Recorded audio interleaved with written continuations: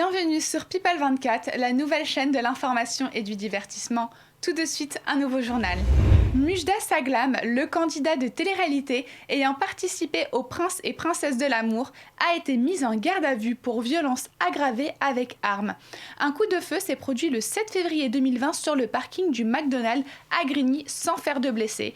Il s'agirait d'une rixe entre les deux familles, dont celle de Mujda Saglam. Un litige commercial en serait à l'origine entre ouvriers du bâtiment et restaurateurs.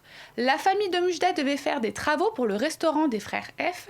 Les restaurateurs reprochent à la famille de Mujda d'avoir pris trop de retard et ont réclamé une somme de 500 000 € d'arriérés de paiement. Un des frères de Mujda aurait tiré en l'air et aurait donc fait fuir les restaurateurs. Le parquet d'Evricourt-Couronne a ouvert une enquête pour violence aggravée avec arme.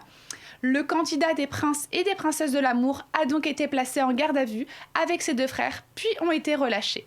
L'arme qui aurait été saisie appartiendrait à l'un des frères restaurateurs.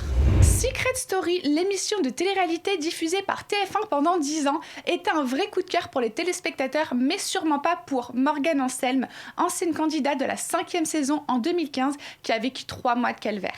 Il y a un an, elle a décidé de sortir du silence en dévoilant par une vidéo les coulisses de son expérience. Le 2 avril 2020 sortira son livre « 13 semaines » publié aux éditions Hugo et compagnie, où elle y racontera tous les décors du tournage qu'elle a très mal vécu. Dans ce livre, elle dénonce la malpropreté, la manipulation et les stratagèmes que imposait la production. Elle y dénonce le fait de ne pas pouvoir voir des médecins lorsqu'elle en ressentait le besoin, ou bien encore avoir l'heure, ainsi que d'autres explications. Ce livre sera disponible en précommande en librairie le 20 avril 2020. La couverture du livre nous annonce déjà la couleur avec écrit dessus « Ce que vous n'auriez jamais dû savoir sur la télé-réalité ». La jeune star de la télé-réalité Nabila Vergara est aujourd'hui venue participer à la télé-réalité Love Island, non pas pour être candidate cette fois, mais pour y prendre les rênes. En effet, elle est devenue la présentatrice de ce programme de romance dont il existe déjà une version britannique qui connaît déjà un très gros succès.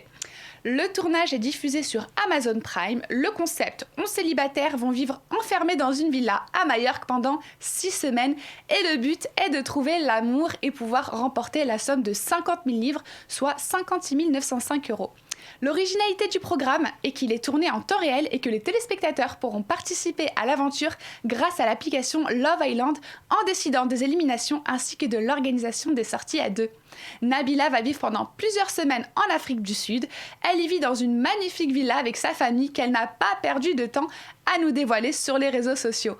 Une magnifique villa avec vue sur la mer, une suite parentale qui donne sur la piscine, ainsi qu'un chef cuisinier présent à leurs petits soins. Ils vont donc apprécier leur séjour. Elle va devoir concilier vie de famille et vie professionnelle, mais elle compte sur le soutien de son compagnon, Thomas Vergara, ainsi que de sa mère qui l'ont accompagnée pour cette aventure. Merci de nous avoir suivis et à bientôt pour un nouveau journal.